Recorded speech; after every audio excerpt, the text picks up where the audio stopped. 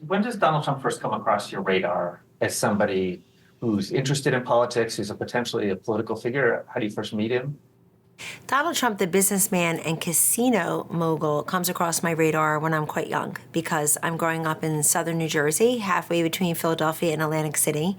And my mother, to support us as a single mom, gets a promotion. She takes a job at one of the casinos that's opening up in Atlantic City. Not a Trump casino, but she would have a career there for about 21 years until she retired. So Donald Trump was already known to anybody on the East Coast as a big real estate developer, but he and his wife Ivana made their presence known and were pretty much ubiquitous fixtures, I'd say, in the Atlantic City, Philadelphia corridor. Donald Trump, interested in politics, was sort of always on a back burner. It was always like a slow burn, if you will.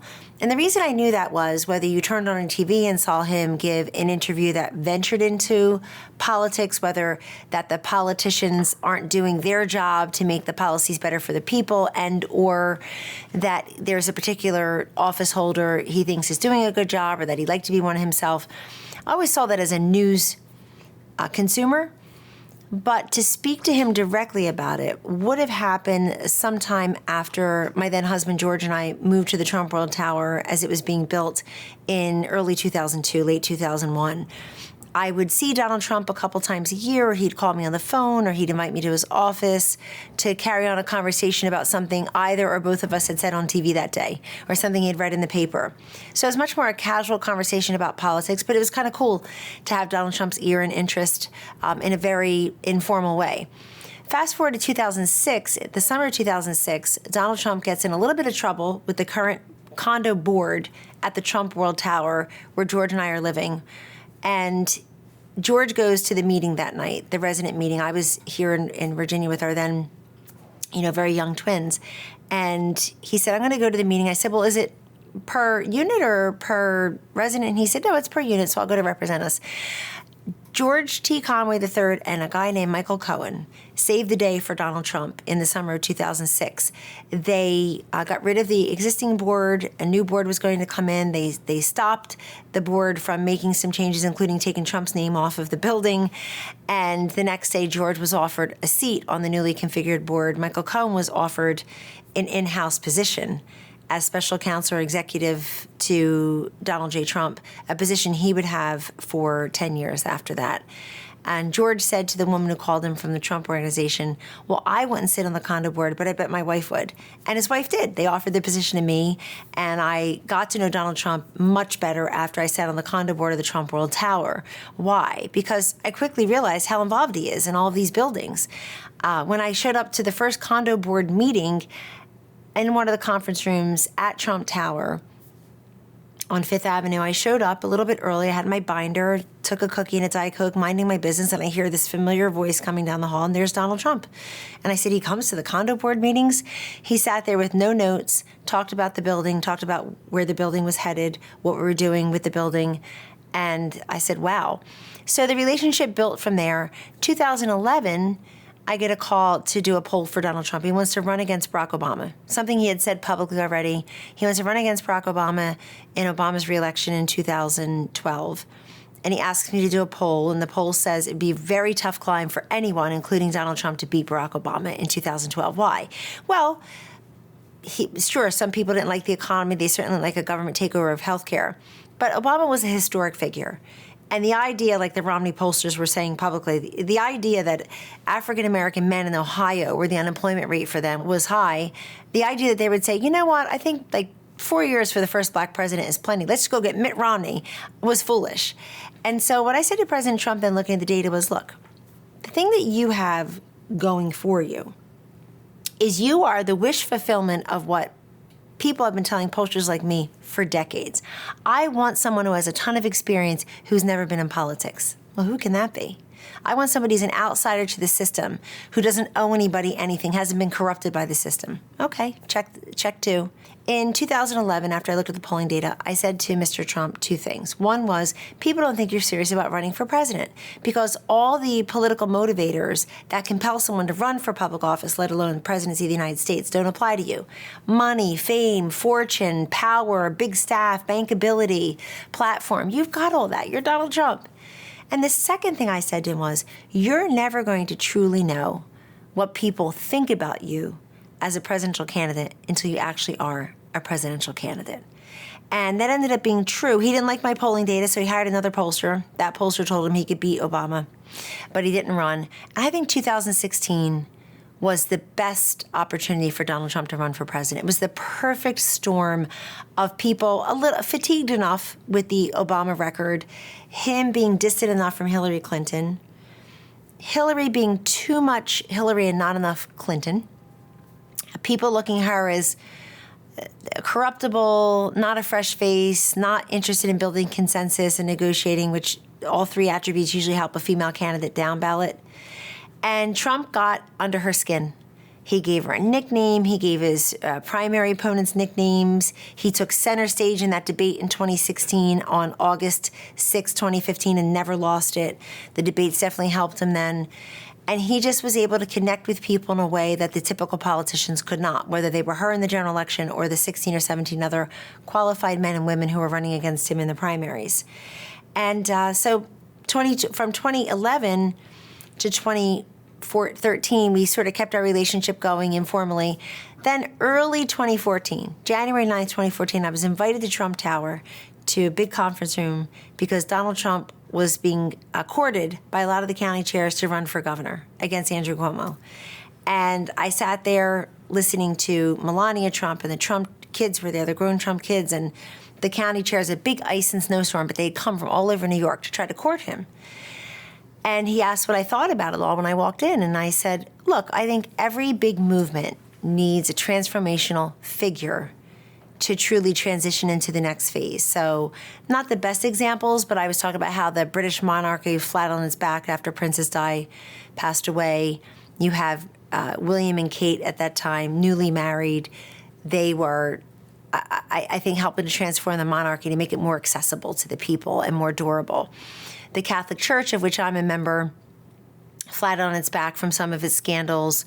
A lot of people leaving the church, new entrants not necessarily coming into the church. You have Pope Francis as a transformational character. So we gave a couple. I said the Republican Party of New York needs a transformational person and a character. But, I think his kids were giving him good advice, and he had the advice that he's giving to himself too, which is, if you're going to run for governor of New York, why not just run for president of the United States? Go for the whole big thing. And that's what he did. And I think a lot of that was brewing early 2014, where he was really thinking about how to put all the chess pieces together. Michael Cohen was flying to Iowa, famously on, Trump Force One. 2015, his campaign manager, Corey Lewandowski, came to see me. I went to see Mr. Trump. Four of us in the room, where he said, I'd love to bring you on. Let's wait a couple months. We went through how to beat Hillary. We went through what was going on in the primaries, different demographic groups. I just basically told him what I saw as a pollster of many years, what I saw politically and what I saw culturally. And that piece is incredibly important to the story of Kellyanne Conway and Donald J. Trump, because the old boys network, but certainly the new boys network, had tried to exclude me from a lot of the political polling contracts at the RNC, the NRCC, NRSC, and just with candidates rolling their eyes, poisoning the water for me. And I have to thank them, because it forced me to go out and build a business that had maybe 20% politics, but the rest were all nonprofit clients, corporate clients, individuals, companies, associations. And I learned what non-political America was thinking and doing, how they were spending their time and their money, what kept them up at night, what their frustrations and aspirations and expectations were, and how to really take that information, the social science experiments that I was working on, the cultural indicators, and put it into a political structure. And that helped, because Donald Trump himself was not coming from politics. He was coming from our culture. He was coming from business America. And so many have said it's a match made in heaven. It certainly was one that all came together in 2016, not 2015. He made me an offer, but I ended up going with to run a Ted Cruz super PAC, because I was convinced that Mr. Trump was not going to do much polling. And the people would, again, ridicule me, like, what is she doing? She's flying around the plane. What are they doing? She's not even a pollster. So it all came together. I was talking to him throughout the entire time. We just saw what was happening, this cultural phenomenon named Donald Trump. And the more they tried to attack him, the more they tried to deny him and denigrate him and dismiss him, the stronger he seemed to become. And whether that was other Republicans or the Never Trumpers, who has looked sillier than them, honestly, in the last 10 years, the Democrats, people just sort of dismissing him. I call them the wrist flickers. Oh, Donald Trump, that's a joke. He'll never be the nominee. And the more they said it, the more people sort of rose up and said, not so fast. You don't decide who the nominees are, billionaire donor X or never Trump voter Y. We do. The rank and file. The people decide who the nominees and the presidents are. And that really is how his rise happened, and that's how we were able to look at the electorate as it was blossoming for him.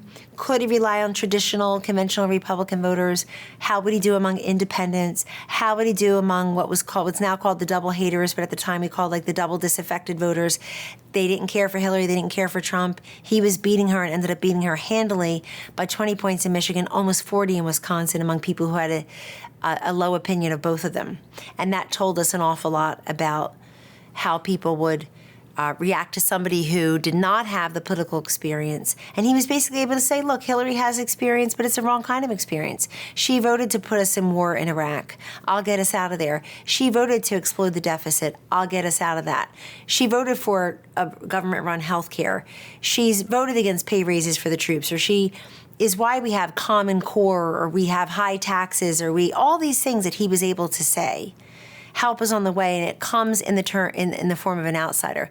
Bill Clinton ran as an outsider successfully. Hillary Clinton was running as the ultimate insider. And President Trump was able, like Barack Obama 8 years earlier, who would become President Obama, to really show Hillary's would-be viabilities were her vulnerabilities. A central question that we have for both of the candidates, which is why are they running? Why are they? What is it that motivates them? What is the answer with that for Donald Trump? Did you get a sense of how early he had that interest in running for president, or what it was that was driving him to give up what he had to enter politics? The primary motivator for Donald J. Trump in running for president in 2016, in 2020, and absolutely in 2024 is love of country and her people and the essential freedoms that are promised to us all.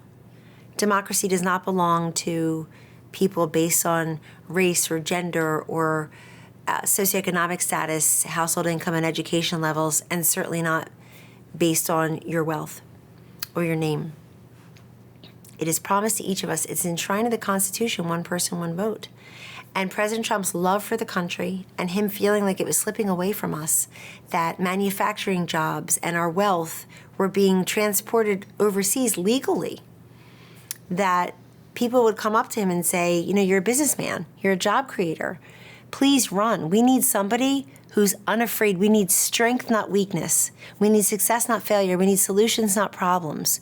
We need someone who's willing to speak on our behalf. Someone like Donald Trump would never need to run for president to have power and fame and fortune and bankability and a huge staff and a huge platform. He had all that. And we've seen the great sacrifices of wealth, of privacy, of security, of sanity that happens when you are playing at the highest echelons of the political candidacy game and indeed governance as president of the United States. He and his family have sacrificed mightily for him to run for president, be president, and now run for president again. And the same conversation I had with him in 2011 is the same conversation I had with him 12 years later in 2023, which is, I care about you and your family. Why are you doing this? Why are you running? Go have a great golf game every day. Go enjoy your 10 grandchildren, your hot wife, brilliant wife. You got a great life. You're Donald Trump. But he feels compelled. He indeed feels called to be president again now to undo the awful policies of the Biden-Harris administration. And if you don't believe me, believe everyone's polls, including the mainstream media's polling, that shows President Biden underwater with more people disapproving than approving of the way he handles his job on the core issues they say are going to motivate their vote in 2024.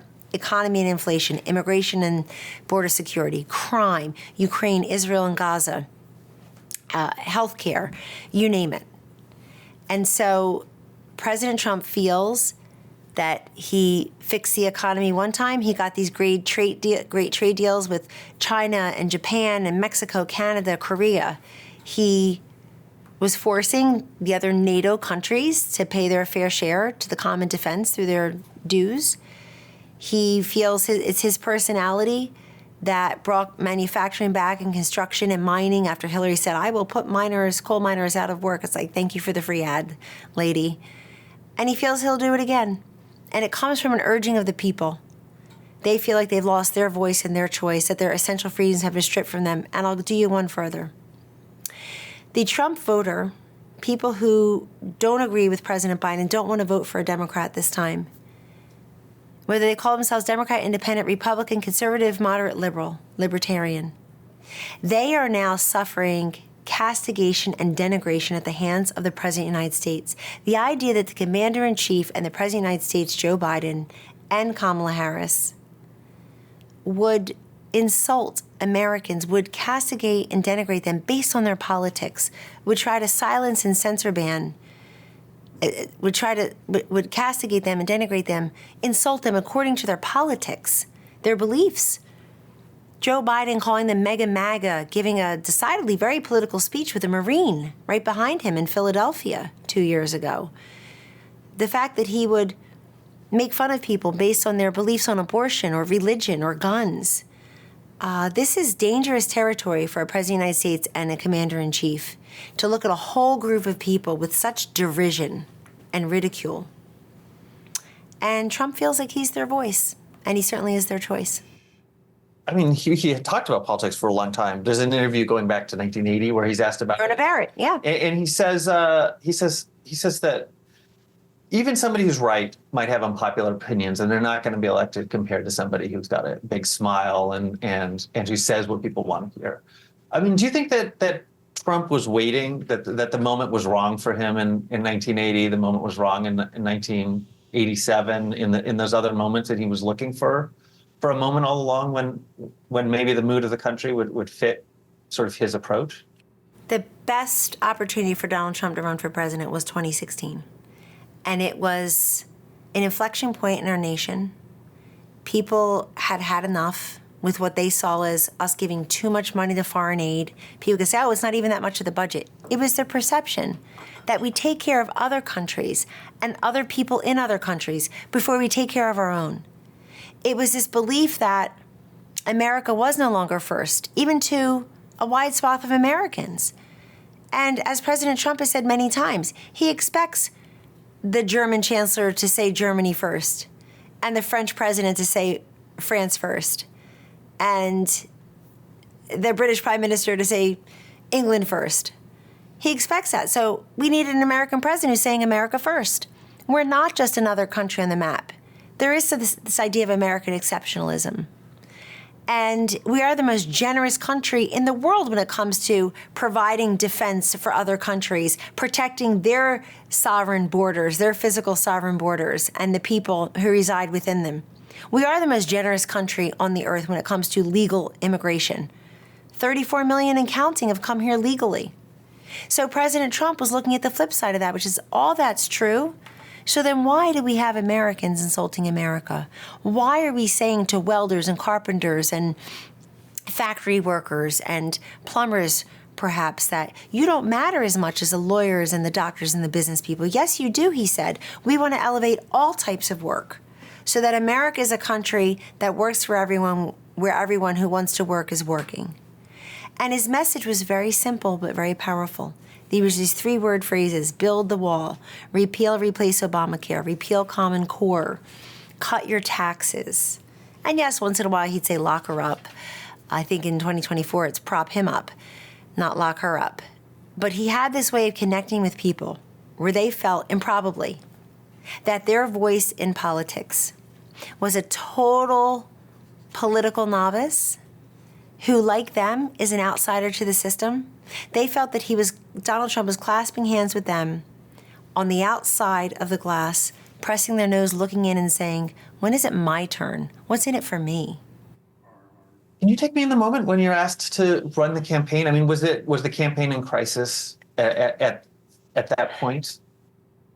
I was asked to be elevated and promoted and assume the duties of campaign manager by Donald J. Trump on Friday, August 12th, 2016. And he did it privately in his office after shooing everybody out of there.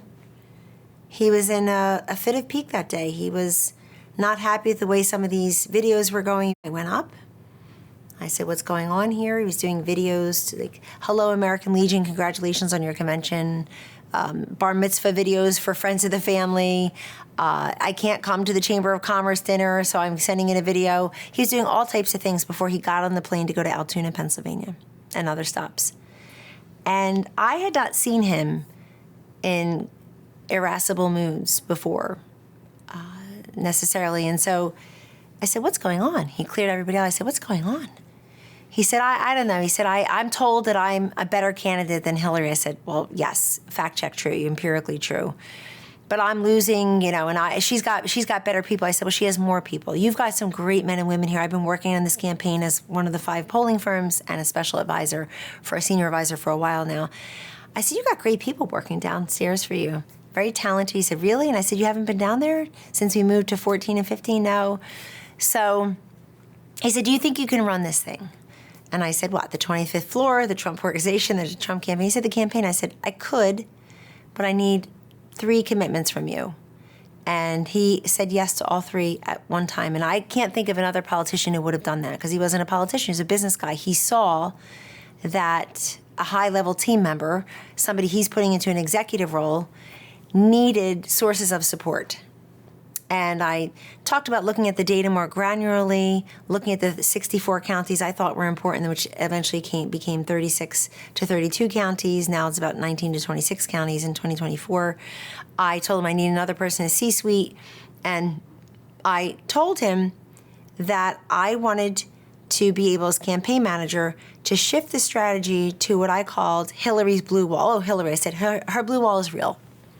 If we can focus your schedule and your free media appearances with local TV, if we can just focus our resources, treasure, time, and talent, including his schedule and Vice President Pence's schedule, on these states that Obama, Biden had carried twice with more than 50% of the vote, where Hillary was not above 50% and staying there in anybody's credible polling, and most important part of the 3-part configuration, where a Republican had been elected statewide in that state to governor and or senator during the Obama-Biden years. That really widened our aperture. It's Wisconsin, Michigan, Pennsylvania, Ohio, Iowa, North Carolina, Florida, all states that we ended up winning, and included states that we didn't end up winning, but that were where we were going to compete: Nevada, New Hampshire, New Mexico, Colorado. The list went on and on. And so I said, if we can do that, it's just the way you just chose Mike Pence, where my argument was get somebody who can help you with the either Rocky Mountain states or the upper Midwest and Rust Belt states. And so he said, okay. And I said, well, who do I have to tell? He said, you're talking to me. I just said yes. And I had some doubt. The little girl from South Jersey, Catholic schoolgirl, always doing what she was told, raised by 4 self-denying Catholic Italian women, was about to say, I said, listen, why don't you think about this, and we'll talk again tomorrow. And I said, I like to say, a man would have had such confidence, he would have run down to the board press in the corral in the atrium of Trump Tower and said, I'm in charge now, we're going to win this thing. So, boom, I became campaign manager, and he made good on his promises. And we had the wild ride of our lives, improbable victory. But for me, I at least predicted it on TV. I was on television 7-8 times a day. So I have a living, breathing video catalog of what I thought in every state and why we were going to that state and how we were competing in that state, and saying things like on Morning Joe, saying, well, Mitt Romney lost the 5 collar counties around Philadelphia. We're going to lose them too, but we're going to win the state because we'll run up the totals in the western part, and then we're going to flip these couple counties, Lackawanna. And I remember Mika Brzezinski saying, did you say your candidate's going to lose? And I said, no, we're going to lose the collar counties like Mitt Romney did, just not as badly. And lo and behold, that is what happened. I think he still did better than us in 1 or 2 of them. But just looking at things granularly, and we were broadcasting what we were doing, but we noticed Hillary was ignoring states like Michigan and Wisconsin. They just weren't on her schedule. And there she was in those swing states of Aspen, Colorado, the Hamptons, Manhattan, Nantucket, she was just raising money most days and not really connecting with the voters. They just wanted money, money, money to put out ads, ads, ads. And we were running the campaign differently. And I think Donald Trump does best, as he was in 2016. Underestimated, underdog, under-resourced, understaffed, and people just never saw him coming, except the people. The people saw him coming. The people whose job it is to see him coming never saw him coming. And I think they were just looking at national polls, which are meaningless, and not thinking about how we can cobble together 270. Can you tell me about how you see Steve Bannon and what his role was in the campaign and in the Trump orbit? So one of the 3 requests I made of Mr. Trump on August 12, 2016 was to have another person in the C-suite. And it ended up being Steve Bannon. I don't know that he had a lot of campaign experience, but he was a fixture at Breitbart, and he had his own radio show at the time. And he had seen a lot. He's sort of a foreign policy expert and very committed to President Trump. Understood, I think, through his perch on radio, that something was really building among the grassroots here. So he came into the campaign. We worked hand in glove. We brought on Dave Dossier as a deputy campaign manager, whom Bannon and I had both worked with over time. And had some other folks involved who were obviously critical and important to our effort. But I also inherited a lot of people when I became campaign manager I thought were very talented, but they had been underutilized. I mean, it was my job to sort of look them in the eye and say, what do you need? What do you do here? And I said, does Mr. Trump know that you do this here? And we brought him down to the 14th floor. I thought they were eminently talented. Some of them are on his 2024 campaign. Some of them worked in the White House. So Bannon was helpful. I just know I'm the one with the living, breathing catalog of where we were going to win and saying that we would win. And that was a pretty bold statement. I didn't say it because I was Donald Trump's campaign manager. I said it because that's what we saw in the data. And I'm a pollster, not a plastic surgeon. I can't guarantee what your nose will look like. I just perform the surgery and live with the result. And we were very supportive of each other. Bannon came into the White House, and he was let go within 6 months. So I think that speaks for itself. The most dramatic moment of that campaign, in a way, is the Access Hollywood moment. Can you take me inside of how it went down, how Donald Trump survived it? Yes, Access Hollywood was a huge inflection point in the campaign. It happened on Friday, October 7th. Who's counting? We were scheduled to go to Wisconsin the next day for an event with then Speaker Paul Ryan of Wisconsin, Reince Priebus, the RNC chairman of Wisconsin, Ron Johnson, the senator from Wisconsin who was up for re-election, and Governor Scott Walker would be there also, a Republican who had run again in the primary against President Trump. And I knew they were going to cancel him, so I canceled our participation first. Said, listen, we're expected in St. Louis early on Sunday morning to participate in the primetime debate. We can't come to Wisconsin. The press clips were that they canceled on Mr. Trump. What happened on October 7th is in the middle of the afternoon, we had scheduled debate prep, and we were in a conference room in Trump Tower. And the we was Donald Trump, Steve Bannon, Chris Christie, Reince Priebus, Dave Bossy, might have been a few others in there. Me. Might have been the only woman in there. Jared may have been in there. I can't remember because he does observe the Sabbath. He may not have been able to be there. I just don't remember. And Hope Hicks was out in the atrium behind the glass and is signaling to me, so I went out. And she said, I don't know what to make of this. It's just an email. It was an email from a Washington Post reporter who claimed he had a tape of Mr. Trump saying all these things. But it's just an email, and then the email became an audio clip, and then the audio clip eventually became a video clip. But she said, I don't know what to do. So we took it into Mr. Trump, played the video. We're going to play the video clip. And he said, that doesn't sound like me.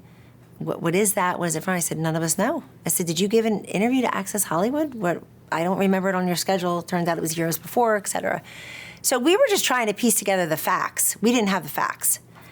And he said, it just doesn't sound like me. I don't get it. Clearly was him after we saw the video. So that night, you start to have a ton of Republicans who didn't want him to be the nominee to begin with. They found their excuse, not even their reason.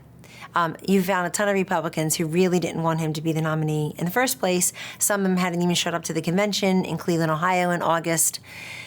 They were all looking for an excuse to not support him or to try to replace him on the ballot, and now they had a reason. So they thought. And person after person after person came out saying, drop out of the race. You can't, it's not sustainable. And that night, Mr. Trump went down to the studio we had on the second floor where I did most of my hits, and he recorded a message basically apologizing if he offended anyone and saying, I don't remember this. And he came out with phrases like locker room talk and this was meaningless. I didn't mean to hurt anybody. The next morning, a bunch of us had planned to go to Trump Tower to the residence. And that was pretty much the same group: Rudy Giuliani, Chris Christie, Reince Priebus, Jeff Sessions, Jared Kushner, myself. And so there we were. I got out. The press was all assembled in the side door. I went up to have a meeting. Reince Priebus told him, you have two choices. You can stay in the race and lose by the largest margin in presidential history, or you can or you can get out of the race, make a gracious exit, and let Governor Pence or others run. I was about 12 minutes late to that meeting at Trump Tower that day, only female in the room, because in my hand was the hard copy I'd printed at my home of what Governor Pence, his vice presidential running mate, was about to put out on social media about the Access Hollywood tape. And I handed it to Mr. Trump and I said, this is what Governor Pence would like to put out. I've been on the phone with Karen and him. And he said, wow, okay, it's pretty rough. I said, I would just say thank you. And so I called Governor Pence. He put out a statement. Melania put out her statement while I was there. And people always ask me, well, what did you think? Well, I'm a combination of Donald Trump, Melania Trump, and Mike Pence. Go see what they all said. It was horrible to hear that. But I also had never experienced that. And I had been alone with Mr. Trump many times. I had talked to many people, had worked with him, for him. I lived in his building for a decade. Over a decade. And we had that apartment for 12 years. And I lived there. I took 3 babies home from the hospital there. I know what the people who work there, who came from dozens of different countries around this globe, where our apartment was catty corner to the UN, I know what they all thought of working for him and for the Trump organization. I just wanted to just wash that all away. When we had Bill Clinton, what he did with an intern in the Oval Office, we're going to have his wife just sashay into the presidency. And that was the argument I made to President Trump. I said, you could be the guy who hands over the election to Hillary, but he was never going to drop out. He just kept asking me, can they do that? The press was saying, oh, they can throw him off the ballot. He was asking a practical legal question, can they do that? I said, I don't think they can do that. They can try to force you, but the ballots have been printed. It's October 7th. It's, I don't know. I don't even know how that would work. I mean, if that happened now, early vote had already started in a lot of states. So he was going to hang tough there on behalf of the country. But look, I said at the time, and I'll say it again in 2024, we Americans, we love to complain and converse and kvetch about what offends us. But we vote according to what affects us. And I knew people were going to do that. The oddest thing about the Access Hollywood tape is I could not have predicted how different people might have reacted. There were people who don't really care for Donald Trump, who were thinking of voting for Hillary, who were so upset to think that they were going to be robbed of their choice and their voice. They looked at it as election interference, some of them. Let it all hang out. Let us just look at them with all their flaws and all their merits and make a choice.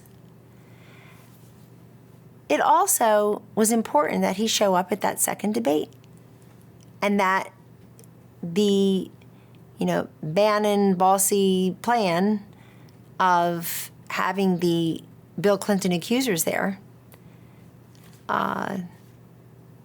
finally getting that realized. And I just remember being in that room when they walked in and I saw the faces of the young press corps. They were the embeds in the Trump campaign. I remember this guy, I won't say his name. He had no idea who these people were. If it's not on Twitter, it's not real. That's where they lived. They had no idea who Paula Jones was or Juanita Broderick or, goodness, pick a card, any card. And so they were there not because of what Bill Clinton did to them, but what Hillary Clinton did to them. That was the whole point of that. But look, as time went on, he stayed in the race. People saw him as tough, as resolute, as not backing down. And he addressed this at the debate that night. Even looking back, it is obvious that the Democratic Party, the Hillary Clinton campaign, and all of its adjuncts and allies in the larger left-wing ecosystem were relying way too heavily on her experience and name and the Access Hollywood tape. And voters just made a different decision. They wanted somebody who represented real change and was a true outsider like they were, and who was able to take the slings and arrows. Did it cost him some votes? Yes. Did it gain him some votes? Yes. You thought he could win. A lot of people didn't, and an election night happens.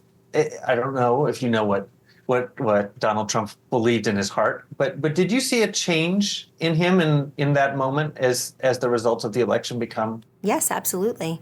President Trump was one of the last people to think he was winning on election night, even though he was winning on election night. I appreciate that because he's not somebody who is given to irrational exuberance and believing everybody saying, you're so great and you're going to win. And he saw it changing. He knew there was something out there. He knew when he showed up at a rally that it was standing room only and people were outside looking at jumbotrons. He knew that was not an aberration when he just showed up in Harrisburg or Eau Claire or Rochester Hills. It was everywhere. It was everywhere. And the people were sitting there joyful. Sometimes they're out in the sun or the rain in their lawn chairs for a day and a half waiting to get a seat, joyfully. And I would say to the media, look at all the people that rally. We see all the people that rally, Kellyanne, but will they vote? No, they stood in the sun and the rain for 2 days, but they're not going to vote. Of course they're going to vote. So he knew, as I like to say at the time, many people have taken this line since, but it really applies to Donald Trump in 2016. He knew that he had not erected your conventional, typical political presidential campaign. He had built a movement, and people felt they were part of the movement. And I don't think he could have done it quite the same way in 2011 or 1980, because it was the convergence of Donald Trump, the known businessman and job creator, TV star on The Apprentice, political outsider like you and me, who's coming with a vision and some solutions, who's elevating issues that were mired in single digits or an asterisk in the polling: trade, illegal immigration, border security. He's elevating them into the national consciousness and saying, I'm going to tackle these. And by the way, they're also a proxy for a poor economy, for unfairness, for workers' jobs being shipped overseas, for other countries laughing at us and taking advantage of us and expecting us to pay for them and their people when we're not paying for us and our people. I remember him saying, if we don't treat the veterans well, who are we as a country? It's a very simple phrase that he made good on. And a lot of this was happening offline, at his rallies, in his TV appearances, on his airplane, but so much of it was happening online through his vast, evolving, growing social media footprint. The way Donald Trump used Twitter and the way at the campaign we used Facebook and Google and YouTube to buy our ads. We couldn't afford network ads and cable ads, so we did 50% traditional ads, 50% online ads, and it paid off majorly. It's the biggest return on investment in politics in years. And we did it because necessity is the mother of invention. And it was a place where people were migrating and gravitating toward that. I don't think you could have done that quite the same way in 2011, certainly not in 1980. So what Mr. Trump, what candidate Trump did, and President Trump continued to do, that caught fire and kept people loyal to him and coming back for more, was what I call the democratization of information. So Mr. Trump and then President Trump is sending out a tweet or a Facebook post. Whether you're the billionaire CEO who's got 12 people working on social media, outgoing and incoming, whether you're the stay-at-home mom,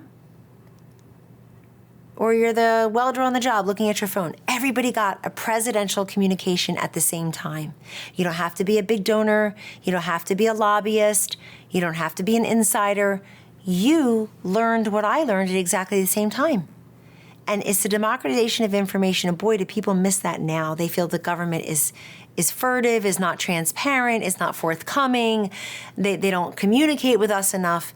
That is the beauty of Trump 2016 in getting that nomination and in winning the presidency. And then communicating with the public all through his presidency, and even now.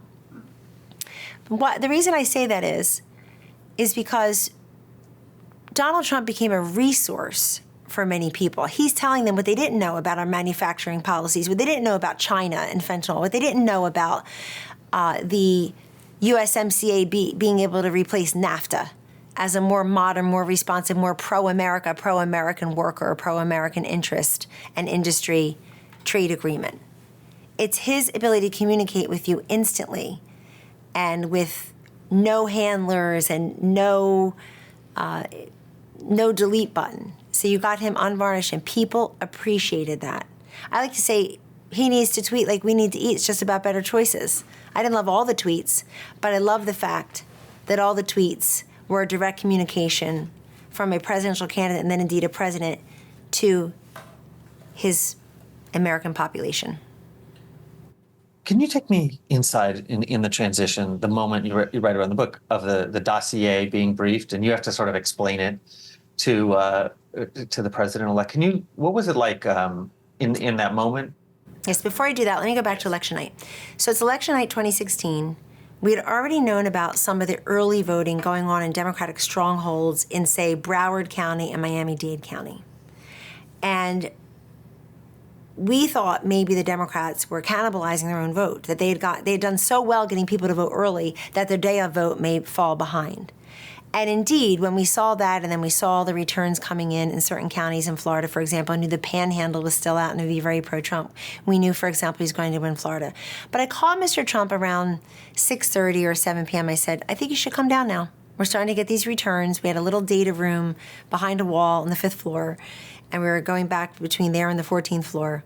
And he came down, and then slowly but surely his family members started coming and some of his friends, and it was just an amazing night. But when we got back from Grand Rapids, Michigan, we got to Trump Tower after 4 a.m. on Election Day. Of course, I'm sure he got no sleep and then went and voted for himself with his family. But by the time we got back, it was Election Day.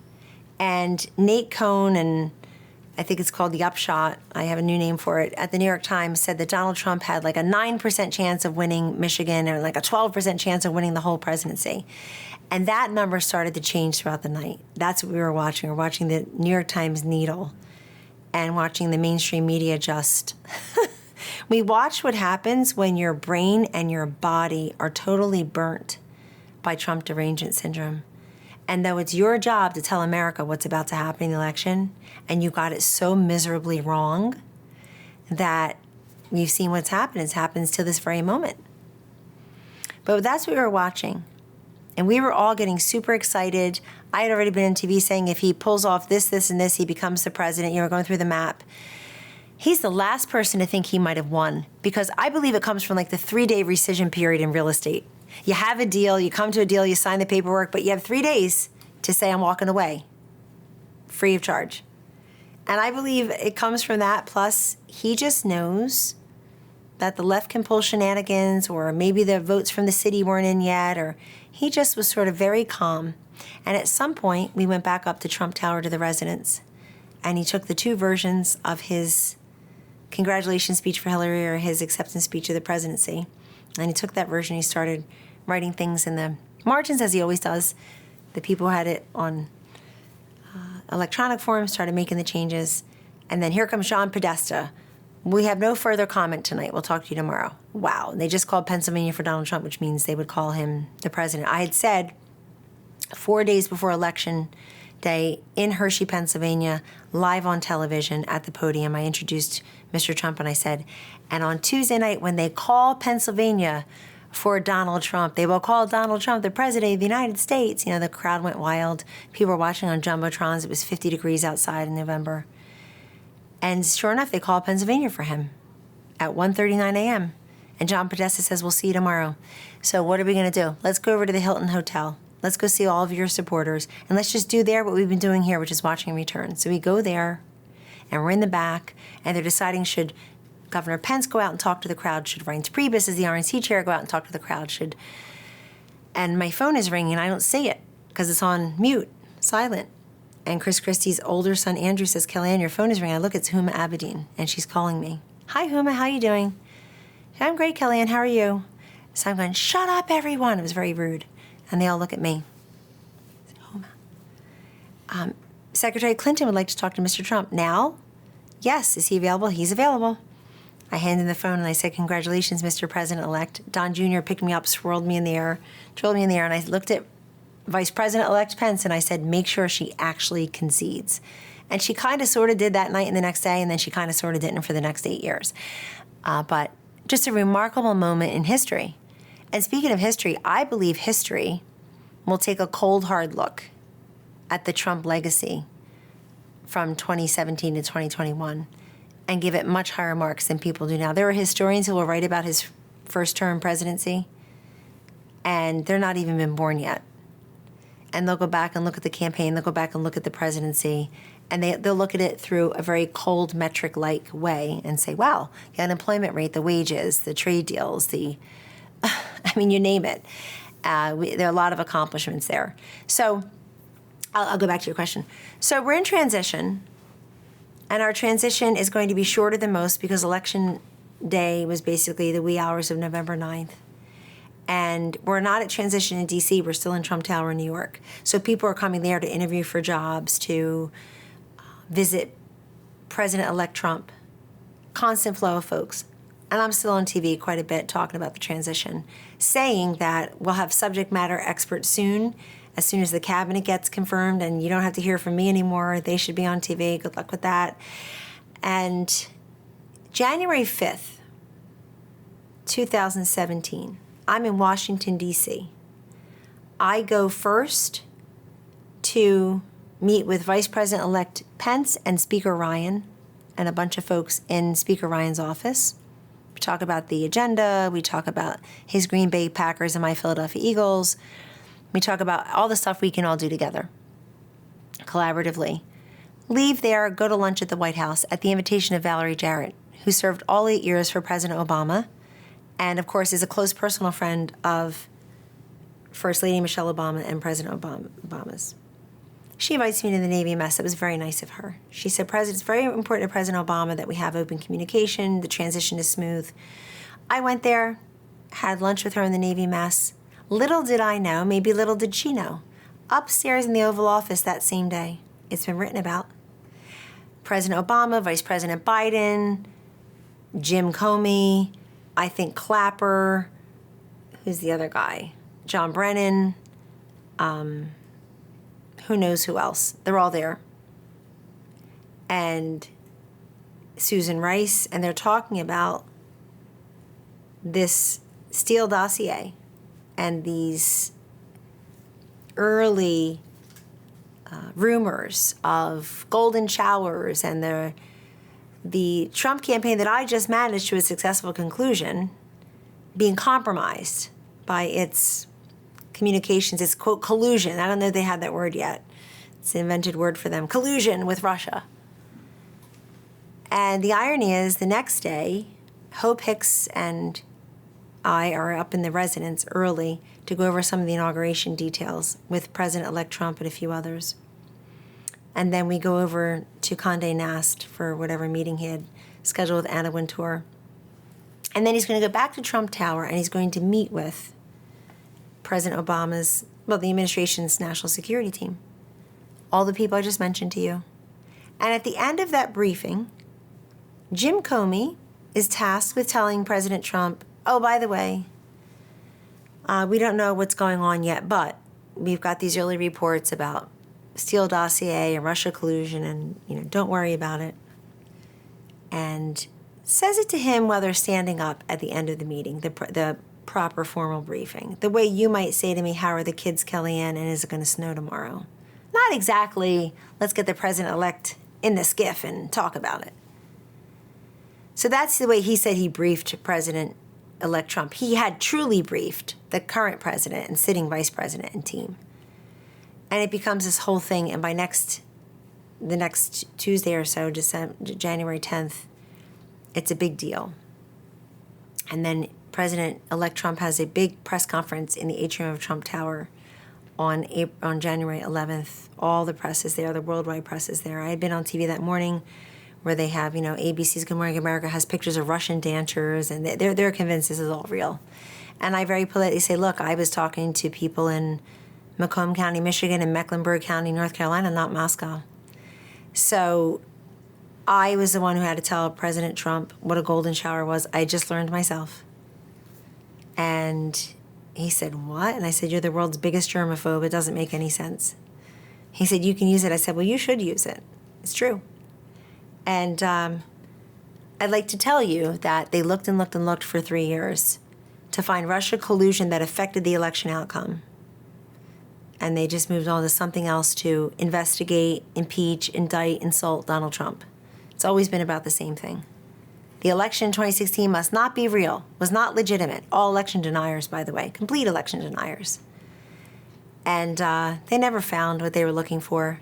The Mueller report was a dud for them. The Mueller testimony was even worse. The sequel was even worse than the original in that one.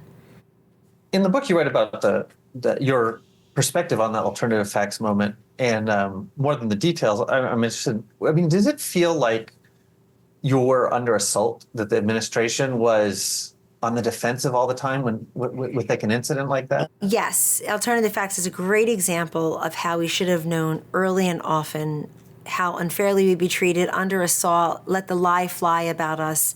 Everybody knows that was, I meant to say alternative information, additional facts, that Sean Spicer, I wasn't defending what he said.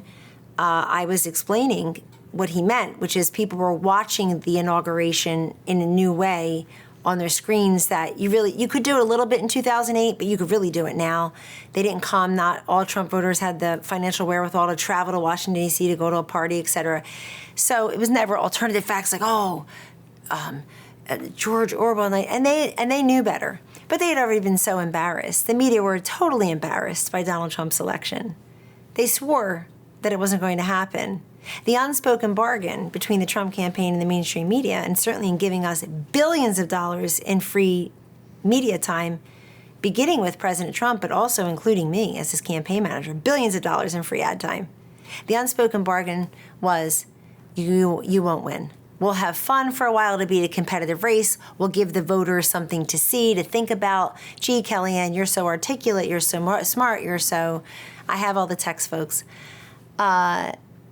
And then he won, and it all changed. Even sort of the segments, the skits on Saturday Night Live, which were funny. They were biting, but they were funny. People say, oh, what about Kate McKinnon playing you? I'm like, well, she's 15 years younger than me, and she's brilliant and funny. Let's go. Kellyanne Conway's Day Off, hysterical. My cousin said to me, somebody must have followed you around for 2 weeks. That's so you. But by the time he won, it all got dark and brooding and nasty and personal and untrue. The things that were said were just lies. And so, yes, I felt like we were under assault, but I was very naive. I would go on TV during the transition and say things like, well, the mainstream media and the Trump-Pence White House, the administration, we're going to have joint custody of the country for 4 years. Let's all learn how to responsibly co-parent. Meanwhile, the media were like a bunch of deadbeat dads. There was no interest in co-parenting. There's no interest in paying their fair share or finding out or getting the story or getting the facts. It was all to get the president. So, yes, I think it was an early example of being under assault, of the fix being in from the beginning, of, people always say, oh, it was the personnel churn and burn. I mean, imagine having to be Donald Trump, complying with subpoenas, complying with investigation questions, being asked these questions by the media, by the Congress, by everyday people, and you're trying to do all these things. And yet you're doing that with 3 hands tied behind your back. But he did them anyway.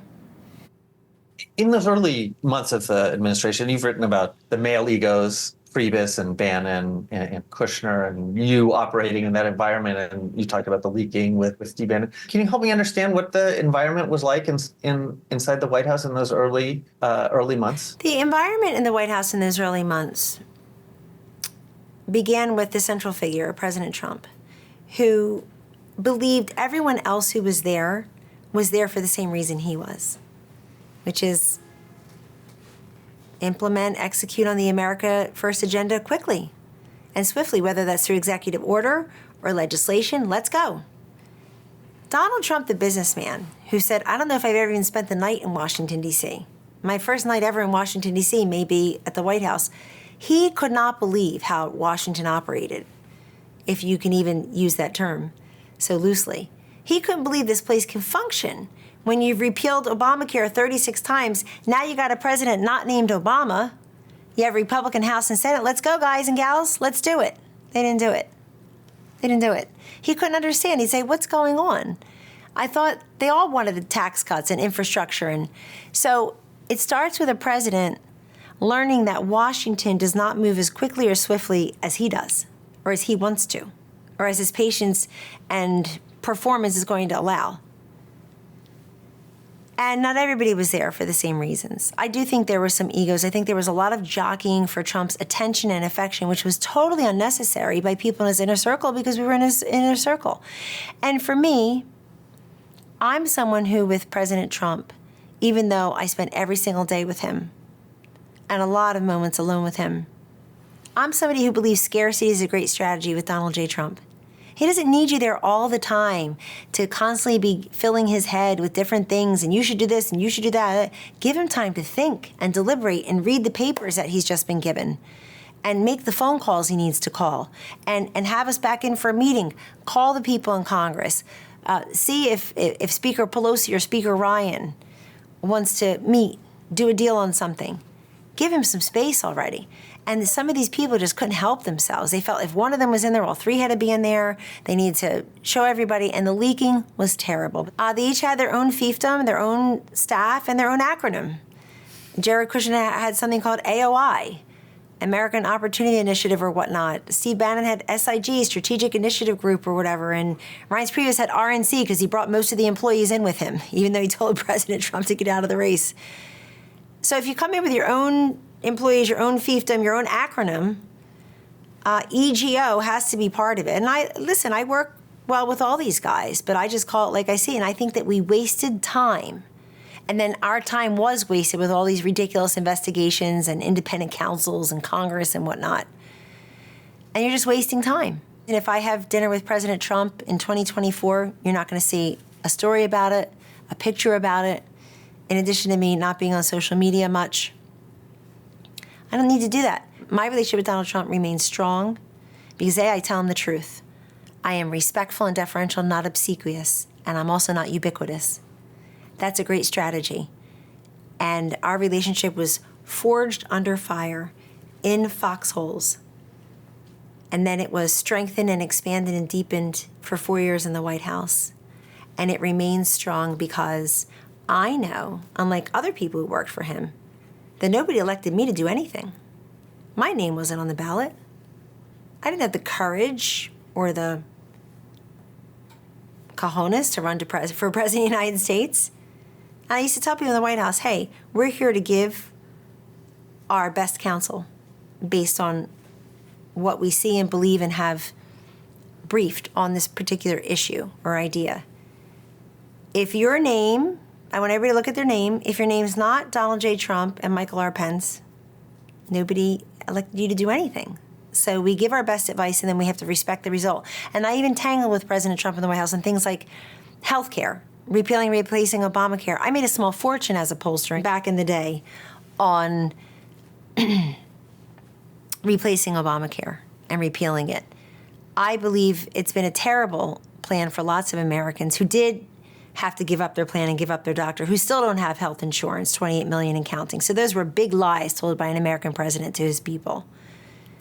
But after COVID hit, taking it all the way to the Supreme Court, when the Fifth Circuit had already upheld the elimination of the Obamacare mandate, which of course was the heart and soul of Obamacare, I just thought that women, the chief healthcare officers of their households, were going to be upset about that during a global pandemic. And I expressed myself and lost that debate in the cabinet room with lots of people there whose job it is to brief the president, who said absolutely nothing. But I'm always willing to lose an argument as long as I know I'm being heard. So I do think there was a lot of ego, a lot of competition. I think there's great merit in having family work. in the family business and with you, and the family business becomes the White House, it's a little more complicated. I'm just happy I had my own relationship on my own line of communication with the President of the United States. I think that made my situation a little bit different than some others.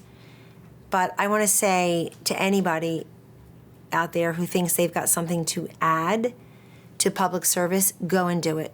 It's incredibly rewarding. I gave up millions and millions of dollars to do it and a lot of other things. It is incredibly worth it to serve in whatever capacity this beautiful country and her amazing people. I think you were out of Washington at the time of the controversy over Charlottesville. Was he? I was. Was he well served by the way that he responded, the way the White House responded? That was another example. Charlottesville, when he said there are fine people on both sides, he's not talking about those with tiki torches.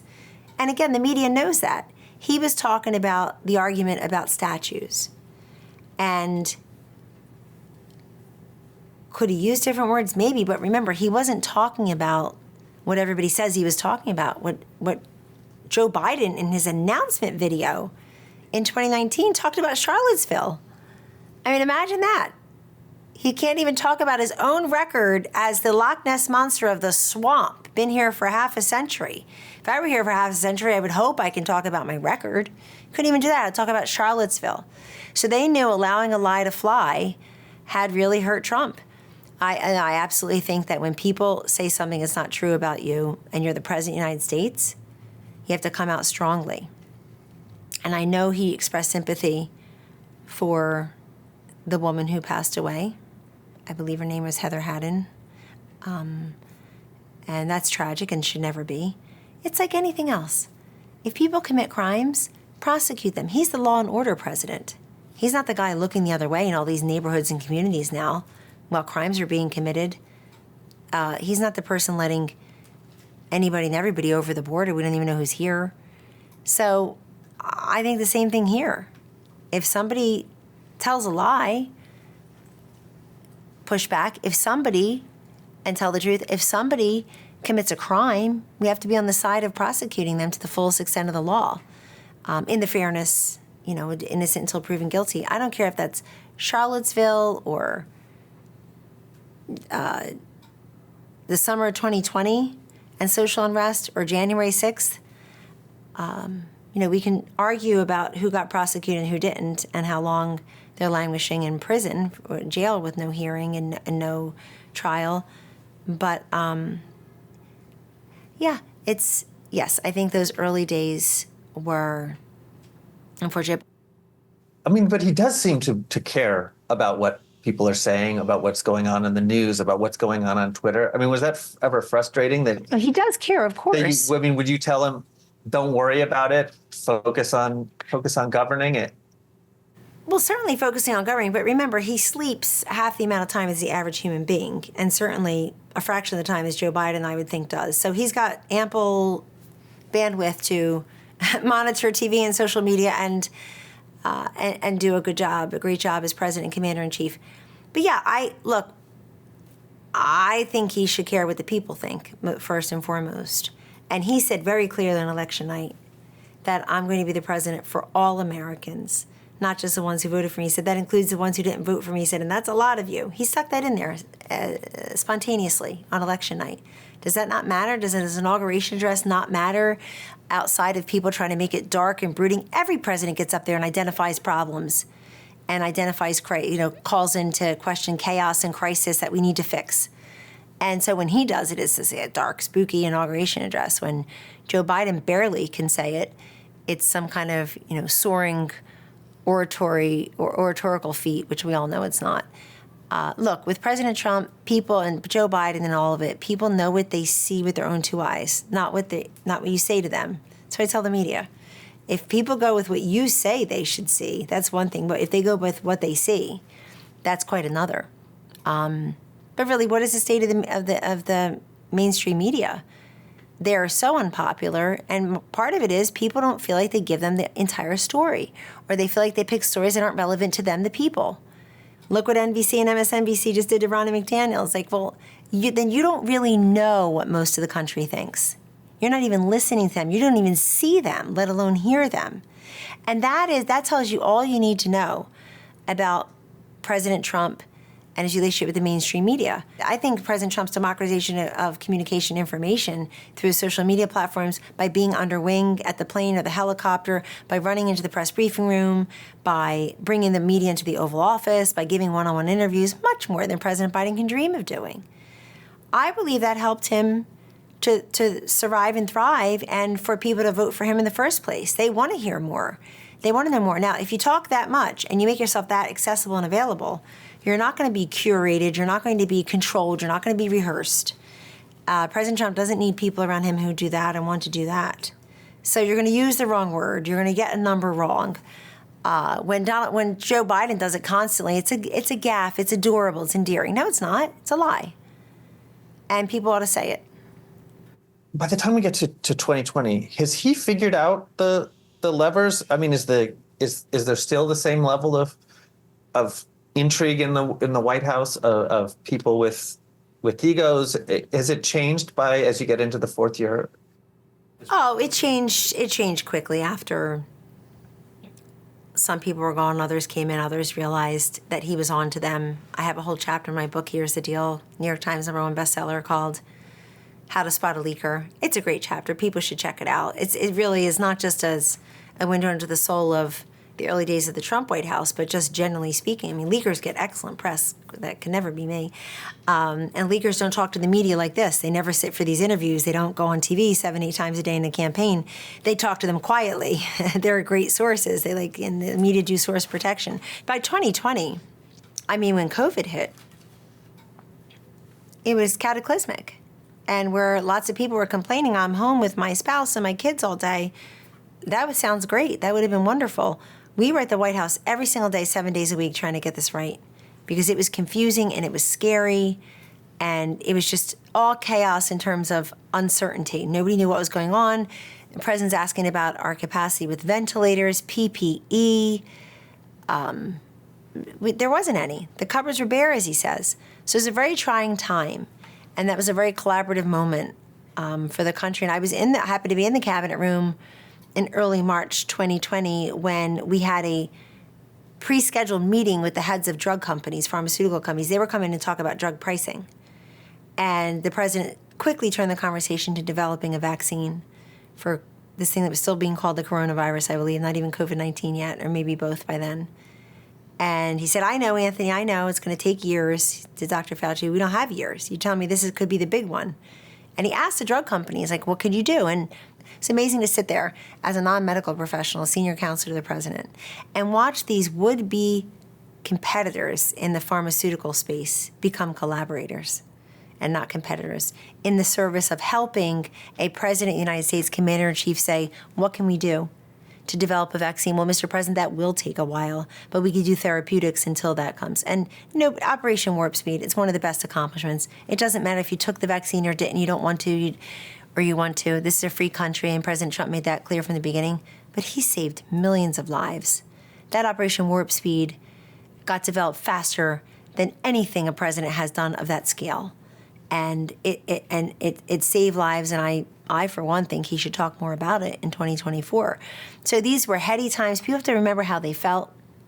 We had refrigerated Mack trucks in New York City filled with cadavers.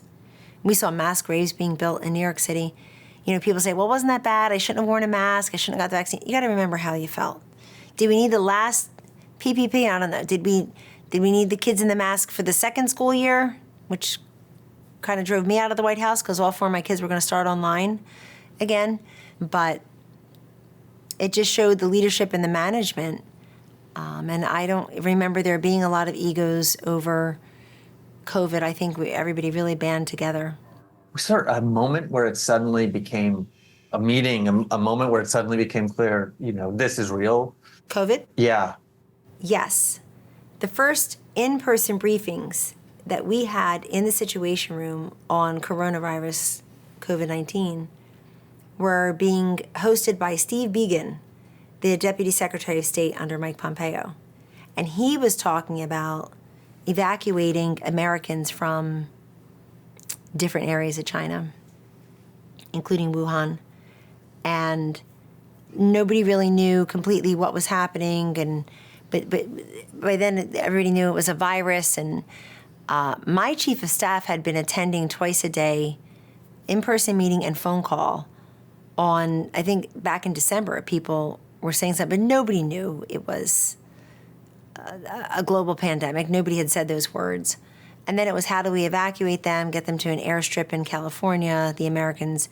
And then we knew that nursing homes in Seattle had an issue with this virus. And the governor there, who had unsuccessfully run for president in 2020, he was becoming active. Then we saw it was coming from Italy to New York. We saw it was happening in Italy. It was becoming very real. But even then, we couldn't really get a straight answer from the people whose job it was to pay attention to this and warn us about it and prepare us for it. So I feel like lots of people were learning as they went along that you might have expected to have known about this or the prospect of this. And President Trump sprung into action. He did a smart thing by putting his vice president as the head of the coronavirus task force. He had considered Scott Gottlieb, formerly of the FDA, smart guy. He considered Chris Christie, who by then was out of the governorship in New Jersey and a close confidant of President Trump's. He considered a few others. But I think putting the vice president in charge of it showed the seriousness of purpose and showed that they were also politically accountable for what was happening. And I thought it'd be easier for President Trump, too, to hear from one big voice every day about what was happening. And those were very heady times to be in the Situation Room every day and watching these death numbers, the numbers of deaths just spiral upward. And nobody knew why, and nobody knew how to help, and nobody knew what we could do. And I feel like we always wanted to eradicate the virus, but we were trying to mitigate the early effects of that and who was on ventilators. And I remember being part of a meeting by the phone. Some people were in my office to attend to it, but we were basically on the phone with Secretary of HHS and others, trying to figure out what to do for the uninsured Americans, as goes the coronavirus, COVID-19. And we had two big choices: reopen Obamacare enrollment or just pay for it, just pay out of pocket as a country. And we did the latter. And people are like, oh, it's because you don't want to give Obamacare a win. No, it's because Obamacare couldn't even run a website called the Obamacare website, ACA website. We worried that so many of the problems and hiccups and gaps in coverage that America was experiencing many years after Obamacare, at that point, 10 years after Obamacare. At that point, 10 years after Obamacare became the law of the land. We were worried about that, so we went and paid for the testing and then the treatment if an uninsured American, of course, had contracted COVID and was in the hospital. So those were very heady times, talking to all the sports leagues, the heads of all the sports leagues, what they were going to do with their schedules, talking to non-COVID health professionals, being on the phone with people like Bill Gates or Adam Silver at the NBA, or very heady times, because the country little pieces of the country were coming to a standstill every day. There was all the things that the White House was doing, Project Warp Speed, all the things you're talking about. But as you know, a lot of it gets overshadowed, and what's remembered is, injecting bleach and the light and Trump's press conferences. I mean, what were you seeing in that, in a moment like that, and in that being the thing that where a lot of the attention on what the White House was doing was going? Well, there's a big difference between what America is focused on and what the media and system America is focused on or should be focused on. That's on the daily. And part of it is they don't know America. I mean, if people if people whose job it is to inform us and educate us and give us the facts and the figures, if they've spent an iota, I mean like a tiny little fraction of the time, learning what motivates people to vote for Donald Trump rather than obsessing over Trump himself, every tweet, every text, every word, every every action, they might have learned a thing or two about the country. But they don't do that. They insult them. And so they're always going to focus on Trump and Clorox and bleach and this and that. I wrote extensively about this in my book because I was there. And I wasn't in the press briefing where I had gone back to my desk but I saw it blowing up and went back down and thought, well, is anybody going to clean this up? I mean, they didn't, but I was there in the Situation Room when somebody was mentioning, oh, we have an expert who can talk about bleaching the surfaces and then injecting light. That's basically what they're doing. He conflated the two. But you know what? Shame on anybody who talked about that beyond what needed to be said and keeps it alive 4 years later, and who neglected to tell the country who was qualified to be tested first responders, the sick and vulnerable, elderly, where you can get vaccinated, where you can get your PPP money. You know, it's lazy to live on Twitter. Don't we all know it at this point? And to pretend that that's reporting, that your editor is Twitter. Your editor is not Twitter. It's hard to believe some of them even have editors. And I just think it's regrettable because it's their job to inform and equip and educate and instruct the public. And if they could just all lemming-like ants on the same sugar cube, insult Donald Trump and keep the insult going, they'll do it for as long as they want. And you know what that's gotten them? The resurgence of Donald J. Trump as the Republican nominee. They're a gift to him. Biden's a gift to him.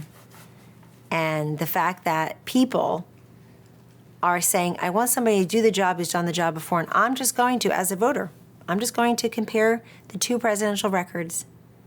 I'm going to see what my life was like with Donald Trump, particularly before COVID, and what my life is like under Joe Biden. And I'll compare the two. You've also written about some of the people who were inside the White House at the time, like Scott Atlas. I mean, were there people talking to the president who shouldn't have been during the COVID times?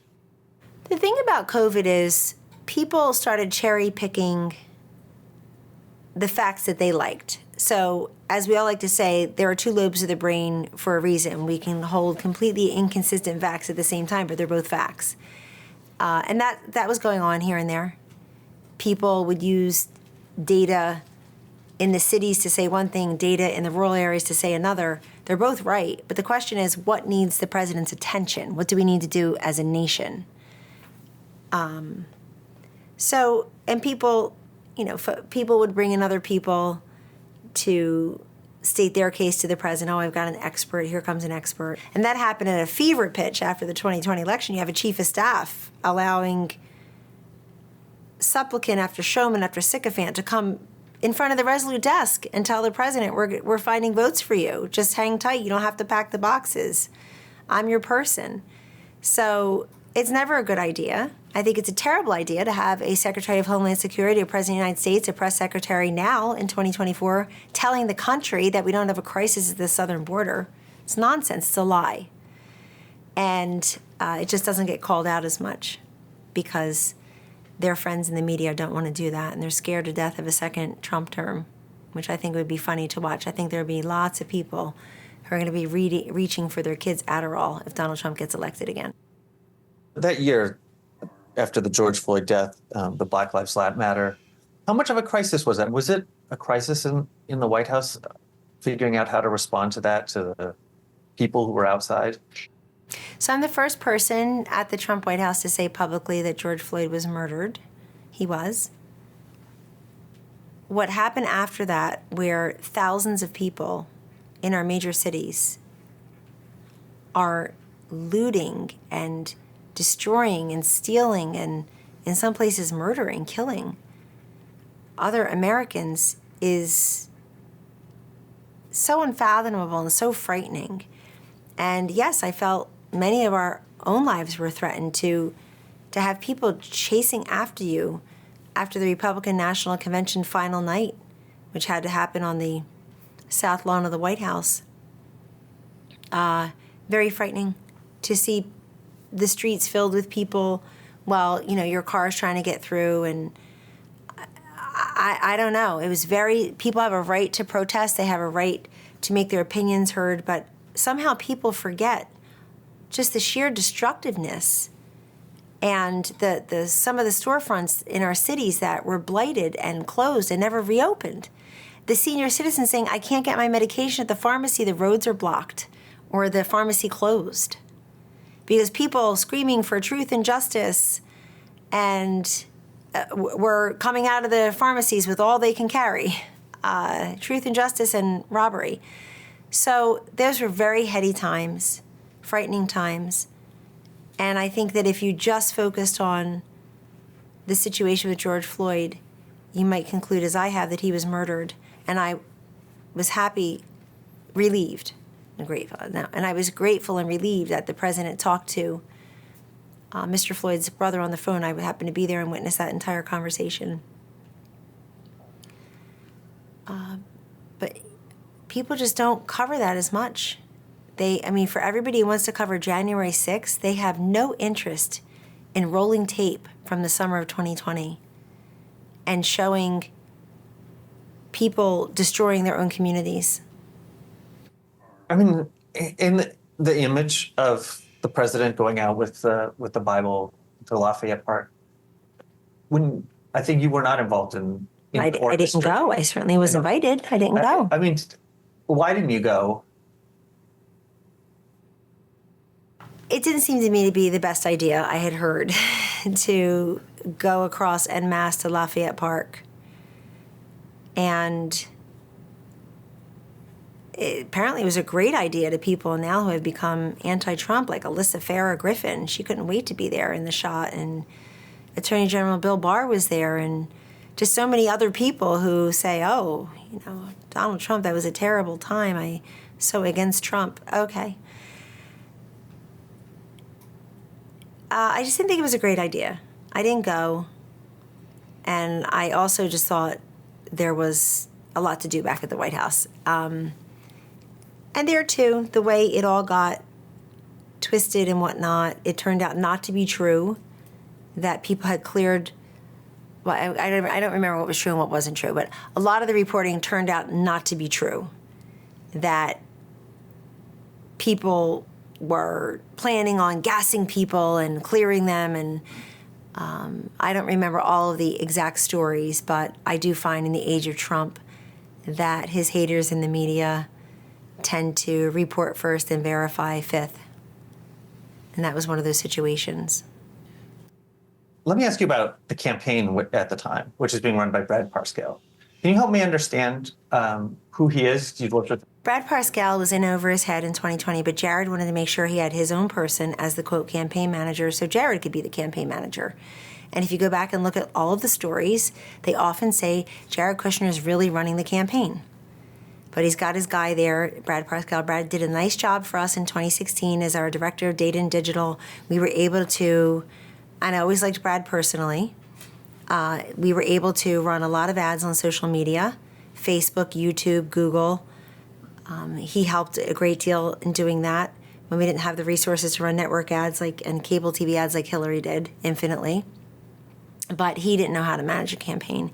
He was hardly ever at headquarters in Arlington. All the people who worked there said so. He was there on Tuesdays. I think that was the day that Mike Bender, who was writing a book that Brad thought would be like the big Isn't Brad Great book, that's the day Mike would come on his Vespa and interview Brad for the book, so he was there that day.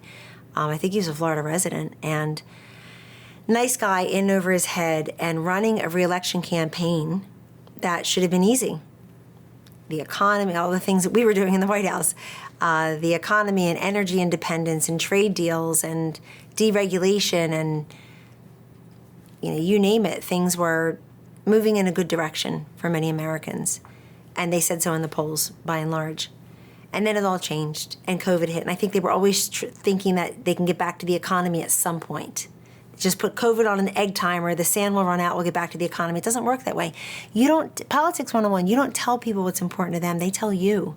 And this was incredibly frightening and important to lots of Americans, including many swing voters, many elderly Americans, many women who were worried about elderly parents that can't leave and can't really work the iPad yet. We're trying to get their doctor visits through telehealth, which we expanded majorly in the Trump administration. They're worried about their kids being out of school. They're worried about their spouse being out of work, themselves, trying to keep it all together. So it's he just didn't have what it took. And I look at the 2020 Trump reelection campaign as proving the old adage to be true: the fastest way to make a small fortune is to have a very large one and waste most of it. It was their idea to go to Tulsa, Oklahoma on Juneteenth, and in the height of COVID, and pretend that 1 million people were going to show up to this rally. What? And then they didn't, and make all kinds of excuses and not fly back on the plane. Like, I know all the facts. Right before the election, when the president gets COVID and is hospitalized, can you help me, take me to that moment? Yes. So the president and a number of us who had been around him and others contract COVID. I'm tested, and I have a positive COVID test on October 2nd, a few of them. President Trump has COVID. Others have COVID, some public, some not public. And he goes to Walter Reed to be treated. And then while he's there, he wants to show strength and resilience to the country. So he goes out. His chief of staff is caught on a hot mic saying whatever it is he said, very confusing. And then the president wants to show strength by coming back and letting people know that he had the therapeutics. Chris Christie had the therapeutics. I was offered them and said no, because I consider myself to be fairly asymptomatic and a fairly healthy, at the time, 53-year-old. And then he goes back to work, misses the second debate. So the third debate ends up becoming the second debate. I think that cost him politically, because after the first debate, many people voted early. And the media spin from that debate and some of the realities of that debate meant that people voted against President Trump. A lot of it had to do with Joe Biden lying in the debate when he's asked, have you discussed business with your son? He said, no, never. We all know that was a lie now. We have all the evidence otherwise, but people, you're not under oath at those presidential debate podiums, it turns out. And so President Biden got a little bit of advantage. Then the last debate happens with Kristen Welker, who did a great job. And I think Trump much improved his performance. He called me right after he got off the stage. I was somebody who was like one of the last people, or the last person he talked to before he'd go into a debate stage. And here I was just watching like the rest of America in my comfy clothes on my couch. And my phone rang, and it said Melania Trump. And I said, hi. And she said, hold on. And she said, hold on. And he said, what'd you think? And I said, I think you got a couple steps closer to getting elected. I think that was a really strong performance, policy and the issues and everything, and delivery, et cetera. But in any event, him getting COVID showed how it is an indiscriminate virus. It is, as he says, the invisible enemy, the big one. And I thank God every day that he survived, and I thank God every day that many people in my circle of life, I'm just one person here, survived, and I'm very sad that many people did not. Can you take me to election night and to where you are and as the results come in or don't? Sure. So I wasn't feeling totally hopeful about the 2020 elections for lots of reasons. I knew that the early vote in a place like North Carolina was heavily for Biden, for example, but that over time, President Trump was gaining ground and keeping pace with the Biden votes. And it was a combination of things. It was that early voting started so early in a place like North Carolina. And it was also that if Donald Trump had fooled you the first time and gotten elected and you wanted to vote against him, you waited 4 years to get back there and vote against him. So, boy, were you lining up early. So there was a lot of that early exuberance to get that out of your system. But let's face it, everybody gets one vote, we hope. And so that piled on the votes for Biden early. And then Trump kept pace, Bill Stepien, then the new campaign manager after Jared, and President Trump fired Brad Parscale. Stepien, who was a deputy, came in, and he was telling me, I had left the White House by then, and he's saying, we're really catching up now with and of course, President Trump goes on to win North Carolina, but it's just a good example. I just didn't feel great because it was just so hard to know who's voting where and what's going on. And I don't think the campaign was even paying attention to what Mark Zuckerberg and his wife Priscilla Chan were doing with Zuckerbucks, all legal, and I think all regrettable. I mean, it sounded great to spend $500 million in making sure that we had safe voting in COVID times during a global pandemic. Sounds great, but then explain to me why every grant over $100,000 or so went to districts that heavily favored Joe Biden to want the rest of us to be safe. So there's just so much going on. And it felt differently than 2016. There wasn't joy on the job because we're facing global unrest and a pandemic and all these residual investigations. But I agreed. The campaign said, would you go and do some TV on election night? Sure. So I voted in person in Bergen County, New Jersey, got in my car, drove myself down here and went right to the campaign, went on ABC News Live with George Stephanopoulos, went on NBC Live with Lester Holt and Savannah Guthrie, and said both the same thing. It's probably tighter than a tick. You know, our elections are decided not by millions of votes across the country, but by thousands of votes across a handful of states.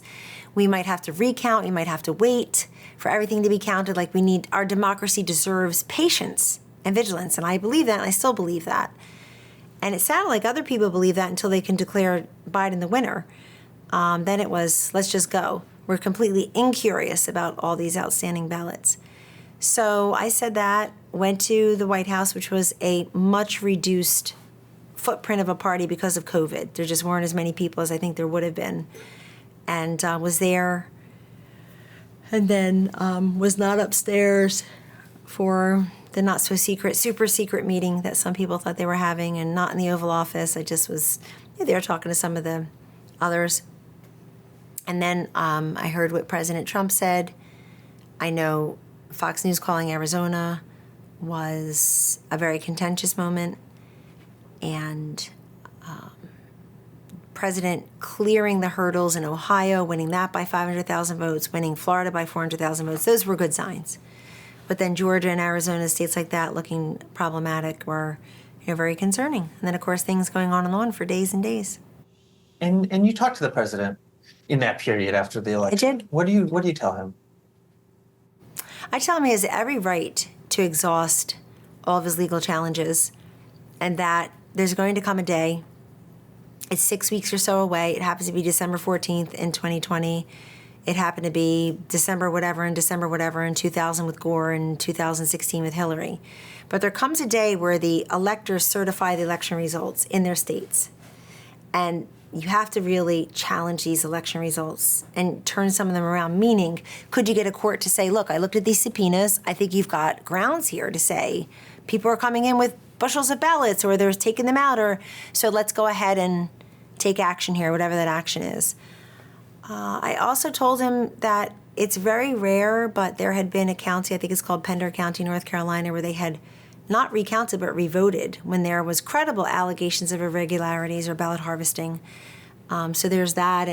But he said, you're not going to believe what we're hearing. We're hearing this and that. And I said, well, I would believe it, and people will believe it if you show everybody, like get them under oath, get them to show what they've got. And all the challenges came up short. I thought he had every right, but I could not believe that the same people who spent 3 years looking for Russia collusion under every rock and piece of peat moss and came up short had absolutely no curiosity, no patience to spend 3 hours or 3 days, or if we had to, 3 weeks, just making sure everything had been counted right. We had record turnout.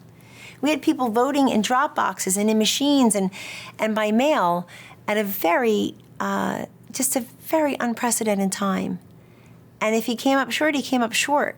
But at least you want Americans to feel like the process was fair and the votes were counted properly and the rules didn't change last minute. A lot of people don't feel that way.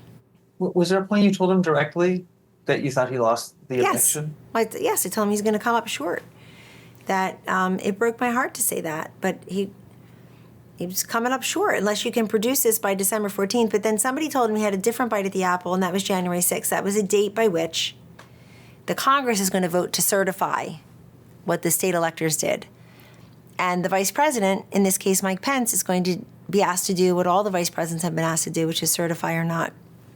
And I think fairly that many people were showing him clips of sitting members of Congress who had not certified a presidential election this century for a Republican. They didn't certify it in 2001 or 2005 for Bush. They didn't certify it for Trump in 2017, and they weren't going to do it in 2021, but at least they're consistent. They had a track record of being election result deniers. And I think he saw that and felt, well, what are they doing saying no? Can you say no? Can you say it's not true? I mean, had you ever seen any kind of meaningful, let alone expanded wall-to-wall coverage on any of those people, some of whom still sit in the United States Congress, who refused to certify an election result? So there we are. And I think people told him, you're going to have a second bite of the apple on January 6th.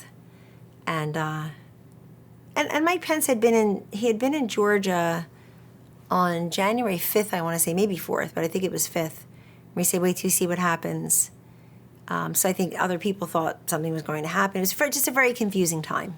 And I understand on January 6th, you first find out from a tweet, something you see on your phone. I mean, can you tell me about that? The first thing I saw, I had a home office, but I purposely don't have any TVs on it, and the screen had, I walked back up there and the screen didn't have, I don't have Twitter feeds going or clips, et cetera, going. And I saw a tweet from Don Jr. saying, this is not the way this is not who we are, go and repeat whatever he said. I said, what is that? And then I started to see, my goodness. And so I was trying to piece it all together, ran downstairs, put the TV on, saw what was happening, got a request to give an interview live to ABC News' George Stephanopoulos, and I did. And I, in the meantime, sent out tweets. If anybody's looking at this, I don't know if they're looking at my tweets, but if you're looking at this, get out. You can't do that. I retweeted the person who was in Nancy Pelosi's office, get out. You can't do that. I did something I'd never done before. Rather than call President Trump directly through the switchboard, which I always do, or on his cell phone, which I occasionally did, I called the cell phone, the government cell phone of the person who I knew was standing next to him, and I said, please tell him they need to hear his voice. He's the only person who can tell them to get out of the Capitol. I don't even know what they're doing. What is it as bad as it looks? What are people? They're breaking glass. They're running in. Some look armed. Some have gas. It just was so beyond anything that I had expected or anything that any of us should anticipate or want. And this gentleman said, would you like to talk to him? I said, I'll call him later, but please add my name to the chorus of people I'm sure are calling. And so I couldn't believe it. I put out a statement, the next day, a longer statement about protesting and accepting election results and whatnot. And if you didn't like what happened this summer, you shouldn't like what happened yesterday. And I did mention the summer but again, people who talk about January 6th just didn't live through the summer of 2020 somehow. So I think that the obsession with January 6th is outsized among people who believe that their job is always to get Trump. If it's not that, it's something else. They're throwing a million things at the wall, hoping something will stick. January 6th was a terrible day in American history. It always will be. I will never change my mind about that. Having said that, there are people who are arrested in connection with January 6th who have received sentences far beyond or have been detained far longer than people we see flipping off the bird, assaulting police officers in New York City, raping. It just is terrible. The outsized difference, and I would also say the double standard, the two-tiered system of justice for many of them. I think for many people, the date always says January 6, 2021. The date never changes. They can't help themselves but talk about it all the time, even if America is talking about other issues. When you go down and see him at Mar-a-Lago after this, in the run up to the moment we are, who is the Donald Trump? What is he like in that post presidency period? Is he angry? Is he moved on? Who's the Donald Trump who you see? President Trump is slow to anger. It's one of the many dumb stereotypes said about him by people who know better or don't know him at all. I've certainly seen him angry or out of sorts, but he's slow to anger, much slower than a lot of his haters who just honestly just look miserable at this point. I haven't even seen their teeth in years. Do they smile at all? I don't know, maybe applesauce for lunch every day. It looks like a terrible existence. He's got a lot of joy on the job. He has a great life. He knows he has a connection to the people. He had 4 years as president where there were policies and accomplishments very, very easy to be proud of and want to continue into a second term or revive in a second term. And he has a great family around him, lots of supporters. He, like a majority of Americans, according to everyone's polling, Donald Trump is like a majority of Americans. He can't believe what's happening to this country. He, too, disapproves of the way Joe Biden is handling his job and handling his job as goes number of these issues. And so he likes a trip down memory lane. He likes to be nostalgic about things we did on the 2016 campaign in the White House, people he met, causes he championed, legislation he signed into law, executive orders he issued. His company is a great place to be. And somehow, even though the people who visit this upon his shoulders could never take it for a second in return, that's pretty obvious, he sort of just sachets through all these legal problems. And that could change, certainly. But to date, he knows that the prosecutions as persecution have helped to solidify, not create, but cement and solidify his resurgence to many people. The New York Times had a great article earlier in 2024 saying how college-educated Republicans learned to fall in love with Donald Trump. And it wasn't about the border or the economy as much as it was about all these prosecutions. You know, you're telling me, the one woman, basically, you're telling me I'm young, I'm female, I'm Hispanic, I have to vote against Donald Trump. And I'm thinking, well, why? Let me think about this. And I want to do something I want to do the opposite of what you're telling me I must do. And so there's something to that. And we'll see how it all plays out. But Donald Trump knows that he's being considered for rehiring for the same reason you and I get hired or that we hire other people. It's because we like to hire people to do a job who have already done a job.